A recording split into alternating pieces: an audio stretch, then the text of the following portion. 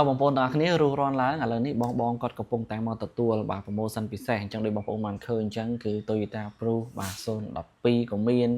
បាទ07ក៏មានបាទហើយយើងមានជាមួយនឹងរថយន្តបាទ Kia Morning ក៏កំពុងតែមកទទួល promotion ពិសេសដែរគឺការផ្លាស់ប្ដូរសំបកកង់ទទួលបាន promotion ថែមពីការផ្លាស់ប្ដូរសំបកកង់ Cylon ដែលមានទីតាំងនៅចំការដូងបងប្អូនអញ្ចឹងសម្រាប់ការ promotion នឹងទៀតសោតគឺទទួលបានច្រើនមែនតើរហូតដល់6ទៅ7មុខឯណោះហើយខ្ញុំនឹងរៀបរាប់ជូនបងប្អូនអញ្ចឹងយើងមើលសកម្មភាពទៅដោយ Toyota Highlander នេះគាត់កំពុងតែផ្លាស់ប្ដូរសំបកកង់ដូចគ្នាបាទមិនត្រឹមតែមាន Toyota Highlander ទេយើងក៏ទទួលបានរថយន្តមួយទៀតគឺរថយន្តតាកុមារណាបងប្អូនបាទកំពុងតែលាងទឹកអញ្ចឹង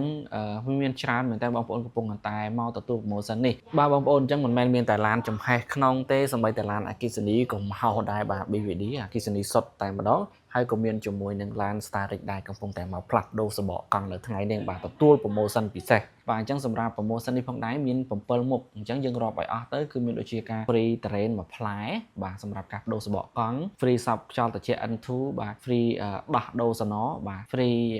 ភេសជ្ជៈបាទមានដូចជាកាហ្វេឬភេសជ្ជៈផ្សេងបាទហើយ free ដូចជាកាត់សក់បន្ថែមទៀតបងប្អូនហើយ free មួយទៀតហ្នឹងគឺការលាងឡានហើយនឹងមួយទៀតគឺការ